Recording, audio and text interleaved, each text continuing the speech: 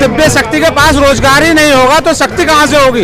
जब रोजगार होगा तो हम खाना खाएंगे तो शक्ति आएगी, तभी तो वो दिव्य बनेगी। और साथियों ने उन पर भरोसा करा, वोट दिया, लेकिन इनकी सरकार में एक भी बार बजट में हमारा नाम तक नहीं लिया गया। कह रहे हो हमारा दिव्यांग आत्मनिर्भर हो गया, ऐसे आत्मनिर्भर भारत बनाएंगे आप मोदी जी। 500 रुपए पेंशन मिल रही है उत्तर प्रदेश में दिव्यांगों के लिए, ठीक है।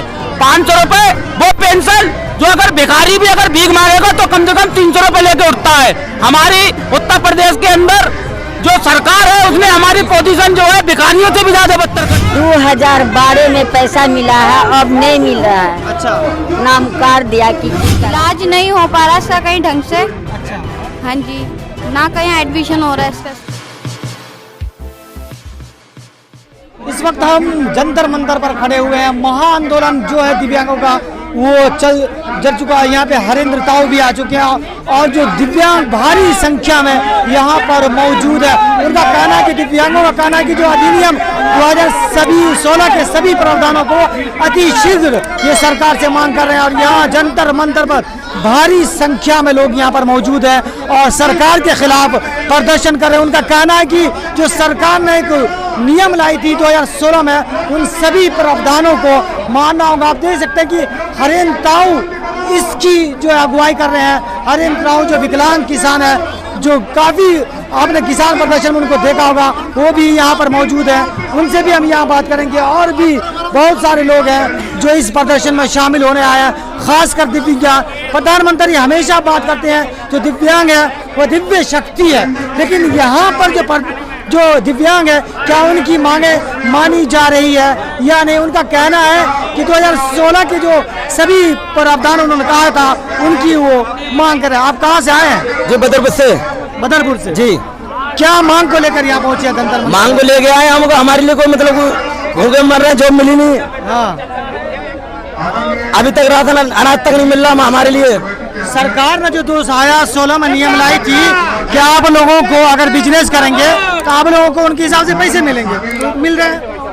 पैसा कितना पैसा मिल रहा है, रोजगार दे नहीं रहे, अनाज मिल नहीं रहा, हमारा बीपीएल कार्ड तक नहीं, राशन कार्ड नहीं बना। बताओ क्या करेगा। देखिए ये जो दिव्यांग है यहाँ पर आए हुए हैं, आप क्या कहना चाहेंगे? प्रधानमंत्री बात करते हैं जो दिव्यांग है वो दिव्य शक्ति है, तो क्या आप में शक्ति है वो? देखिए सर, जब दिव्य शक्ति के पास रोजगार ही नहीं होगा तो शक्ति कहाँ से होगी। जब रोजगार होगा तो हम खाना खाएंगे तो शक्ति आएगी, तभी तो वो दिव्य बनेगी। अब माननीय हमारे प्रधानमंत्री जी हमें दिव्यांग कहते हैं। इलेक्शन के टाइम हमारे 11 करोड़ साथियों ने उन पर भरोसा करा, वोट दिया, लेकिन इनकी सरकार में एक भी बार बजट में हमारा नाम तक नहीं लिया गया। बताइए आप किस बजट में दिव्यांगों को कुछ दिया गया हो। दिव्यांगों के साथ घोर अनर्थ हो रहा है।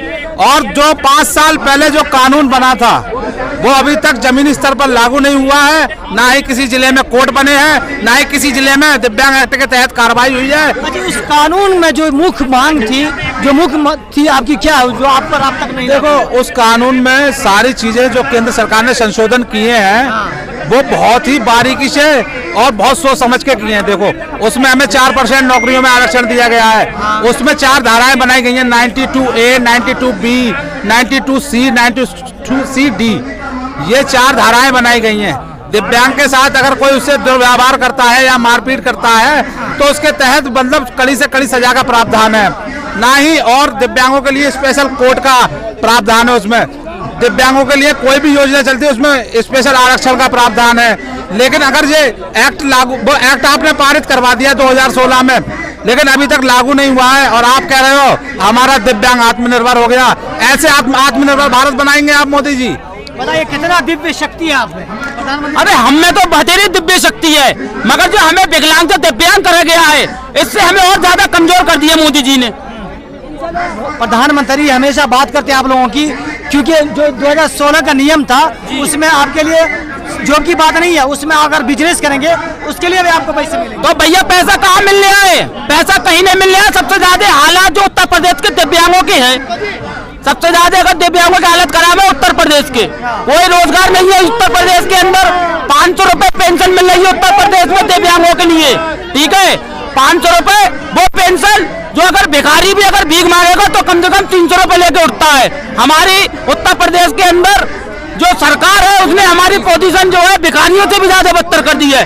कौन सी बात कर रहे हैं आप? हमें कोई रोजगार नहीं मिलने आए, किस रोजगार की बात कर रहे हैं आप क्या कहना चाहेंगे? मैं चाहता हूं कि जो भी हमारे एक्ट है उसको लागू किया जाए, जल्दी से जल्दी सरकार हमारी बात सुने और हमारे को वहाँ पे बुलाकर हमारे आपकी मांग क्या है, मुख्य मांग क्या है आपकी? हमारी मांग है कि 2016 एक्ट है जो हमारा वो लागू करे सरकार, और हमारी जो रिजर्वेशन है 4% के मुताबिक वो पूरी की जाए। चलिए तो और भी यहाँ पर जो दिव्यांग है आपको दिखा सकते हैं, भारी तादाद में यहाँ पर मौजूद है। हम महिलाओं से भी बात करेंगे क्योंकि लोगों से बात हो चुकी है, यहाँ पर मौजूद है जो इस प्रदर्शन में शामिल होने आई है। आप क्या कहना चाहेंगे? आप इस प्रदर्शन में शामिल होने आए, आप इस प्रदर्शन में क्या कहना चाहेंगे? प्रधानमंत्री से क्या मांगा? प्रधानमंत्री जी से तो बहुत सारी मांगे हैं। उन्होंने दिव्यांग विकलांग को एक दिव्यांग कह दिया, समझ में आया था कि बहुत बड़ी बात है, लेकिन हमारा जब अधिनियम 16 ही नहीं पूरा हो रहा है तो हम कैसे मान लें विकलांग एक दिव्यांग हो गया तो हमें विकलांग ही रहने दें, ठीक है। और जो प्रदेशों में अलग अलग वो पेंशन चला रहे हैं, दिल्ली में 2000 दे दी, हरियाणा में कुछ और दे दी, बिहार में कुछ और दे रहे हैं, तो ये मान के चलिए ये एक हो जाए। भले मुझे 3000 रुपये मंथली दें, 3000 रुपये महीने दें हर विकलांग को, लेकिन ये अलग अलग ना करें। चलिए 3000 जो मांग है उनकी, जो दिव्यांग की उनको 3000 महीने की मांग कर रही है। दादी आप कहाँ से आई हैं? हम आए हैं कटिहार से। कटिहार से यहाँ किस लिए आई है? यहाँ हम रहते हैं ना ये विकलांग को लेके। अच्छा और मेरे जो है बेटा 2012 में पैसा मिला है, अब नहीं मिल रहा है। अच्छा, नाम कार्ड दिया कि करा। आप कटिहार से यहाँ आए हैं तो आने में दिक्कत नहीं हुई? उतना दूर से आप नहीं, तो हम तो यहीं रहते हैं ना, दिल्ली में ही रहते हैं। हाँ, बेटी का पास में। अच्छा, बेटा नहीं है, कोई नहीं है मेरे को। आप प्रधानमंत्री से क्या मांगना चाहते हैं? क्या मुख्य मांग है? हम वृद्धा पेंशन खुलवा दे, वृद्धा पेंशन मिले, नहीं मिल रहा है 10 साल से। 10 साल से आपको नहीं मिला, लेकिन सरकार कहती है कि जो वृद्धा है उनको हर महीने उनके खाते में पैसे चले जाते हैं। हाँ, नहीं मेरा नहीं मिलता है बेटा। अच्छा। नहीं मिलता है। ये दिल्ली में बच्चे लेके रह गए हैं गाँव से आके। हाँ, विकलांग है। अच्छा, तुम क्या कहना चाहोगे? प्रधानमंत्री से क्या बोलना चाहोगे?